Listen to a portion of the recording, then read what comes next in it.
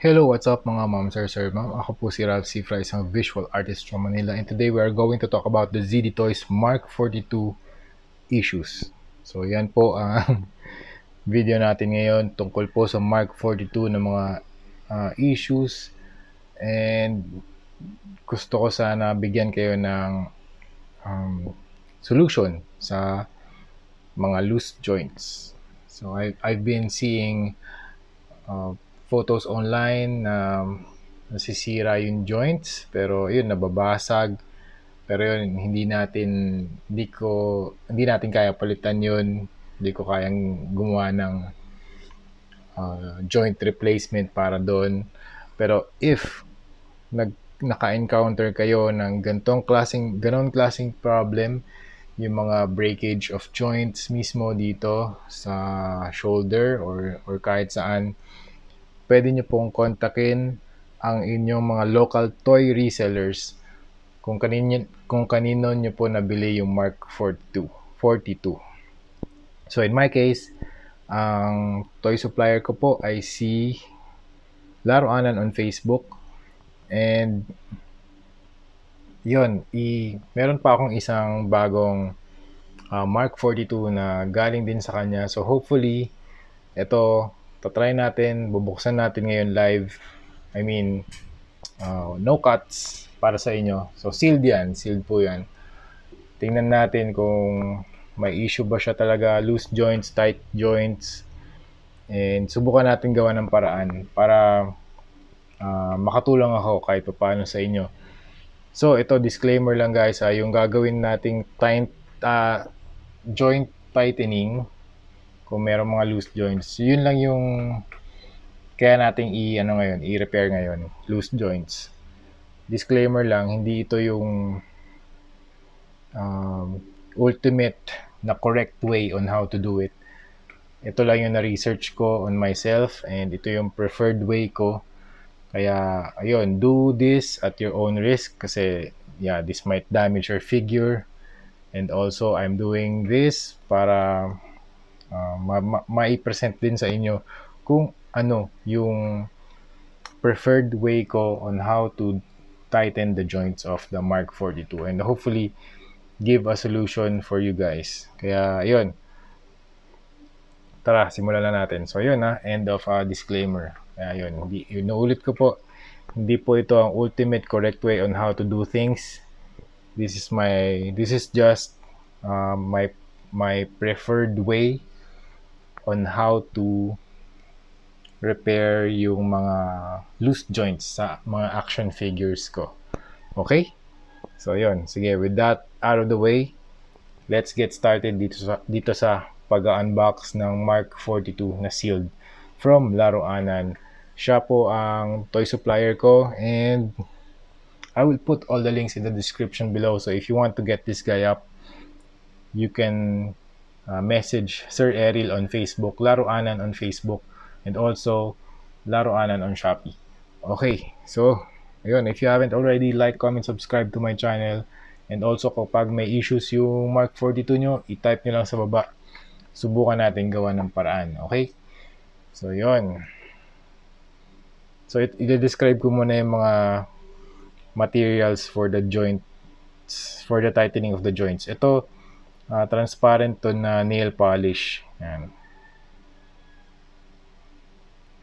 Ito, ginamit ko to sa, saan ko ba ito ginamit?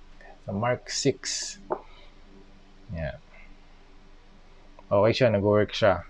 Papakita ko sa inyo kung paano siya apply. Also, meron na din akong video na ginamit ko sa Mark 2. Pwede nyo lang panoorin yan. Okay, dito naman, ito pinaka-preferred ko ngayon. Tamiya Extra Thin Cement. Yeah, this works perfectly. Sobrang ganda nito sa pagta-tighten ng joints. Also, third method ay ito pinaka non-destructive kasi yun, pwede nyo tanggalin ulit. Ano siya? Blue Tack Adhesive Putty. Para siyang clay. Yan. Ang gagawin nyo lang, ididikit nyo lang doon sa joints, tapos pwede nyo lang isalpak yung part, and then medyo tight na siya. Kailangan nyo lang maliit na portion lang, ganyan lang. Tapos babalot nyo lang dun sa joint. So yun, tara game, buksan na natin tong Mark Actually, itong Mark 42 ko, wala namang problema. All joints working, walang basag. Okay yung posability niya. Okay naman yung panel lines niya. Also, yung paint okay din, walang problema. Yan. May makikita nyo dito. Medyo may...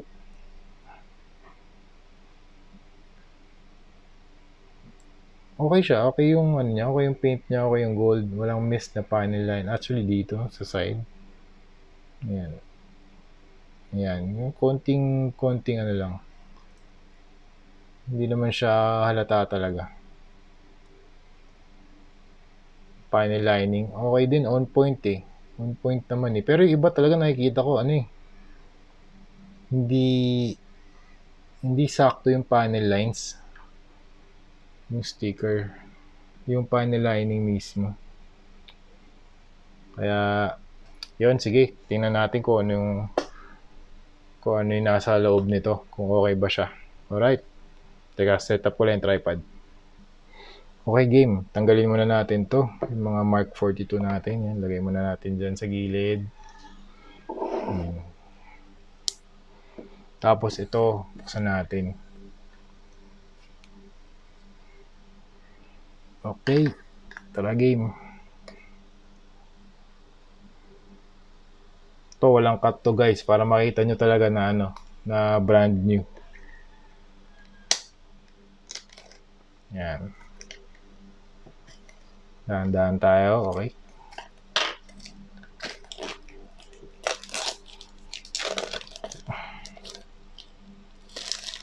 Kontakin nyo lang po si Sir Mark or si Sir Eric if meron pong problema yung inyong Mark 42. Pero kung wala naman po, happy posing po sa inyo. Sobrang sulit, sobrang ganda talaga din nito. Panalo pa rin. So yun, game, try natin buksan. Ito na guys, the moment of truth. Okay. Okay, figure, ito muna. Accessories nandyan. Okay lang yan. Dyan muna siya. Pero ito tanggalin na natin sa box. Bango. Okay, tayo muna natin siya dito.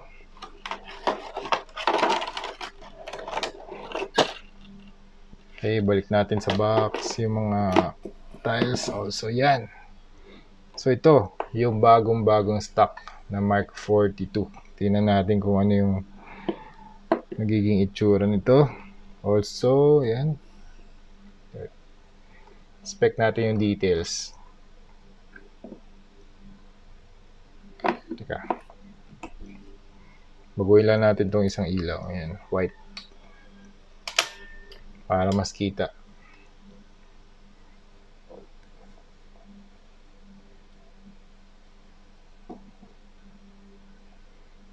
Okay, game.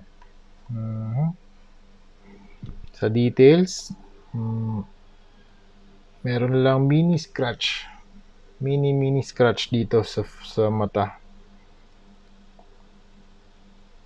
Okay, yung articulation ng head, okay, nagro-rotate. Yung sa braso, teka, medyo mahirap tong rotation. Ayun, nagro-rotate. Ayun, teka, yan pala. Nagro-rotate to. Alalay lang tayo rito sa joints. Yun.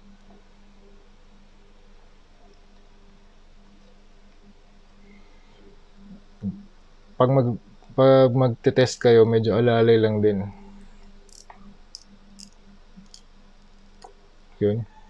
Double jointed yan. Kaya niya balik. Okay, double jointed. Okay, wrist, gumagalaw, walang problema. Arms, rotation. So, ito gumagalaw to eh. Yan. Pwede nyo ito ipasok sa loob. Yun. Okay, no problem. Uy, dahan-dahan lang.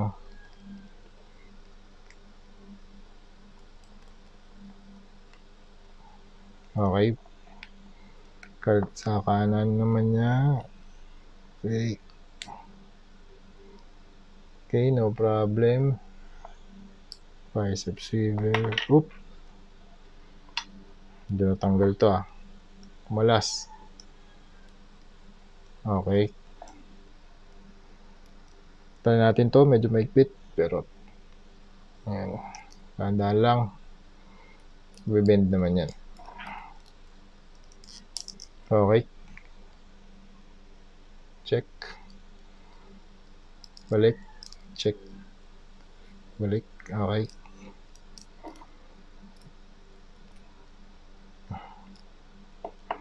Waist. Okay. Medyo loose. Ito. Loose. Ayan o. Ayan. Ito unang issue na nakita ko. Yung waist. Tapos sa legs. Try natin sa legs.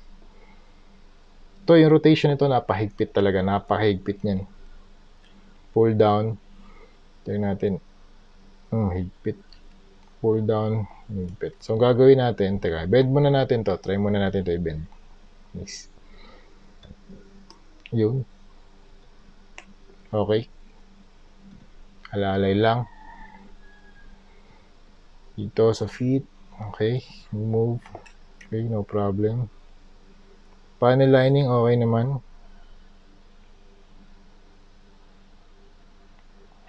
On point. Dito sa joints. Okay. Kapag magta-try kayo mag-bend first time, ito. Sa knees. Okay. Try nyo alalayan dito. Okay. Hawak lang dito. Tapos, suporta dito. Tapos, itong thumb nyo, ilalay nyo lang din doon sa joint. Tapos, unti-unting lagyan nyo ng pressure. Yan. Yan. Kasi, kapag ginawa nyo mula rito, tapos pinipilit nyo i-bend. Nako, mahirap yun. Baka mabali yan. Dapat dito, malapit dun sa joint ng alalay nyo. Yan. Tapos, suporta lagi. Dun sa mga nearby na parts dun sa joint. Okay? So, itong legs, try natin tanggalin. Yan. So, para matanggal yung legs na medyo hindi kayo nag-aalangan, pull down nyo, tapos medyo i-twist nyo to. Yun. Yun lang. Yun lang kabilis. At safe yung mga joints na dun. Hindi siya madadamage. Ayan, hindi naman loose yung ano. Okay siya. Okay. Ito, medyo loose yung waist. Pero, ito, yun nga, napakahigpit niyan. Kaya, gagawin nyo rito, pwede nyo siyang suportahan. Ito. Hawakan nyo lang to. Tapos medyo pwede kayong mag-exert ng force. Ay, ayan. Grabe. Tigas. Ang higpit. Teka lang ha. Gawin natin to dito sa may sa may baba. Teka lang. Ayun. Nagalaw ko na. So, ang ginawa ko, medyo nilagay ko sa malapit sa tiyan ko para merong akong enough torque, enough force para ipihit to. So, yun. Kung hindi pa rin siya gumalaw, try nyo i-heater to. Blower. Yun. Yan, unti-unti nyong i-rotate. Sobrang higpit. Grabe. Ito rin. Teka, try natin to kung kung mag-rotate. Ayaw. Teka, lalagay ko lang din malapit sa tiyan ko Ayun, nagawa ko na. Ayan, yun ulit. Ganun lang yung technique. Ayan, umiikot na ulit siya. Tapos yun, try natin higpitan yung joints dito sa waist. So, pag remove nyo itong waist joint, hawakan nyo dito, may suporta sa body. Tapos, thumb, tsaka itong index finger, try nyo ihigitin to. Okay? 1, 2, 3. Yun. Okay. Okay naman yung joints. Hindi naman basag. Pwede tayong mag-apply ng Tamiya Extra Thin Cement. Okay? Pwede rin kayo mag-apply nito, nail polish. Meron akong video niyan. Hindi ko muna to i-apply ngayon dito kasi mas preferred ko ang Extra Thin Cement. Yan. Try nyo manap sa Shopee. Meron yan. Sa mga hobby shops, Ito kasi matagal ko na stock din to eh. So, pwede rin to. Itong adhesive putty, lalagay nyo lang dito. Yan, ganyan. Tapos, pag pinasok nyo to, nagkakreate siya ng ma-fill out niya yung space. Magiging tight siya. Ganon din yung konsepto ng Tamiya thin cement. Yan, try natin. Zoom out.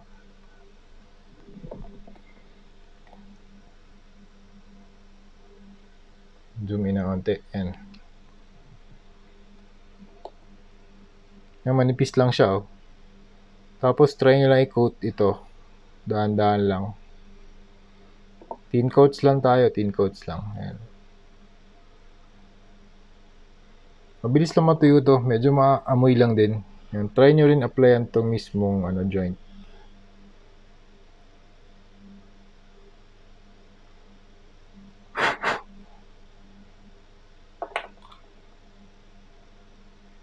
Pwede kayo mag-apply ng second coat.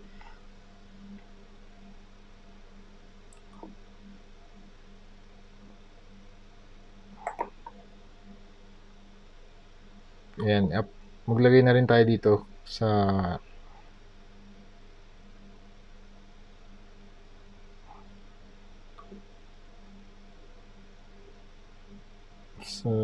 thigh joints.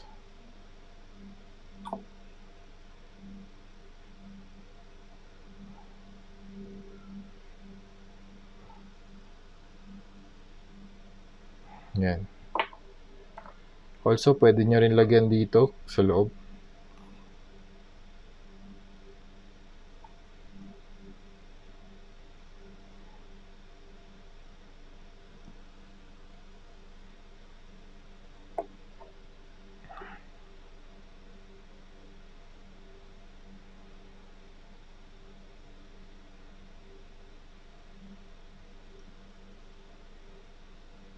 Okay.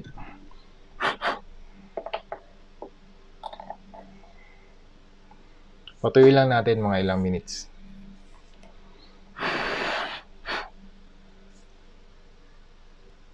Yeah, medyo tuyo na siya. Ang bilis lang pala matuyo nito. Parang minutes lang. Ayan, tuyo na siya.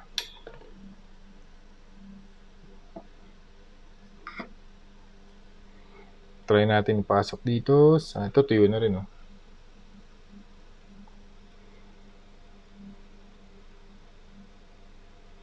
Okay. Pag pinasok nyo naman, alalay lang din. Okay, 1, 2, 3. Okay. O yun, oh, mas tight na siya. Hindi siya gumagalaw. Hindi siya loose.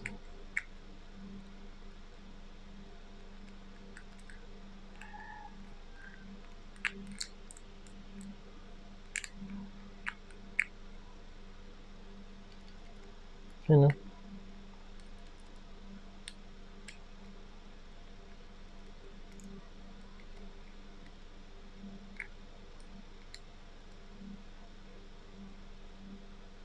Ganda ng ab crunch, oh. Ayun.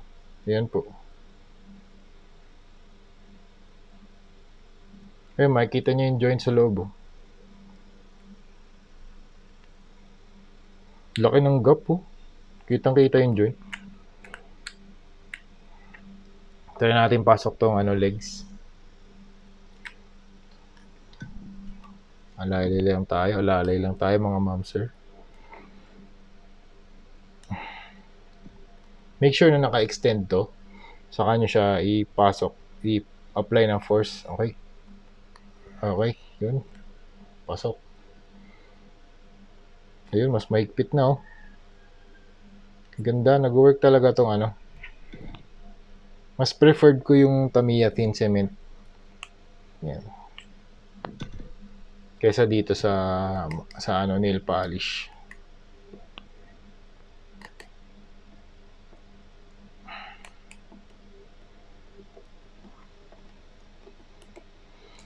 Subukan natin dito sa arms. Tanggalin natin to.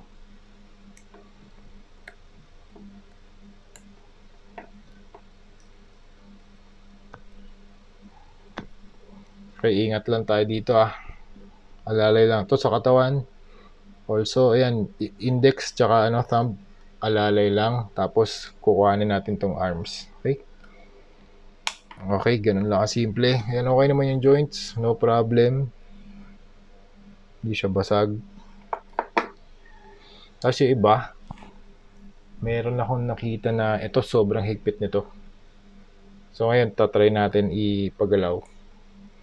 So, minsan, ito hindi niya magagalaw to eh. So, ang ginagawa ko is, yun nga, ipina-pop out ko tong arm. Tapos, dahan-dahan ko siyang pinupush ito. Yan. Kasabay nung shoulder pad. Yan o. Yan, okay na siya. Mas nagiging flexible na. Ang technique lang lagi, kailangan may alalay, may nakaalalay dun sa joints. Kasi kung hindi, yan, mababasag yan. Yan o. Ayun yung glue, namumuti na oh. In-apply nila oh. Super glue.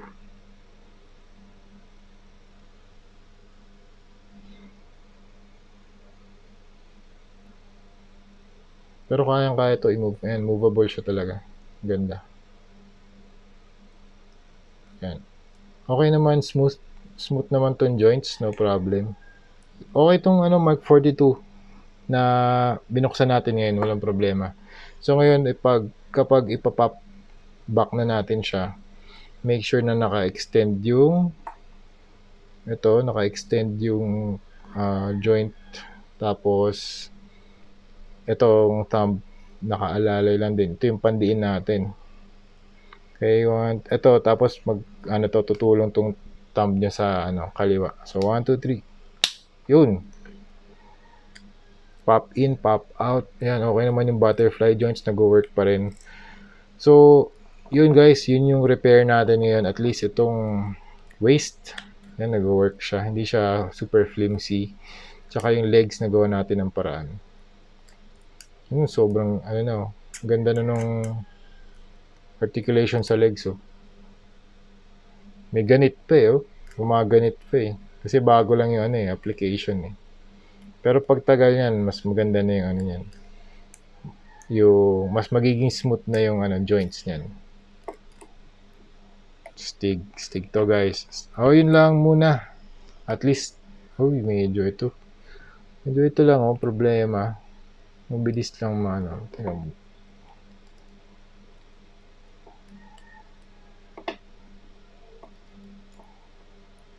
Hindi. Okay lang din pala. Na lang. Tama ba? Maka-extend nga ba to? Same lang.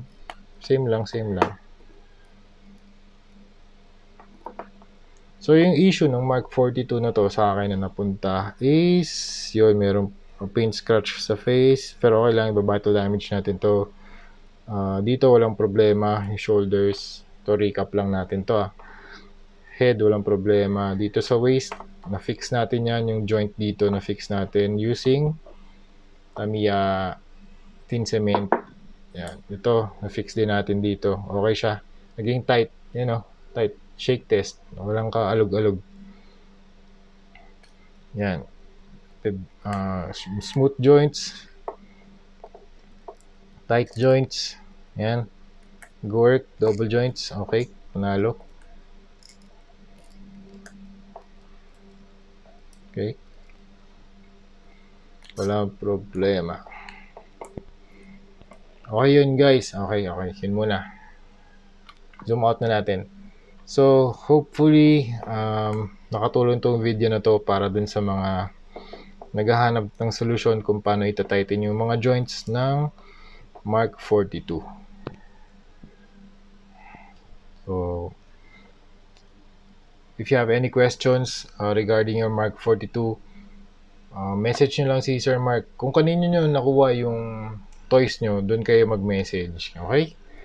Para magawa nila ng paraan. Contact your local toy supplier or local toy reseller.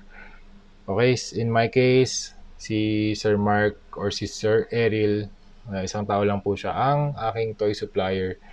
Kaya, super thank you Sir Errol sa mga toys na binibigay mo sa akin for review.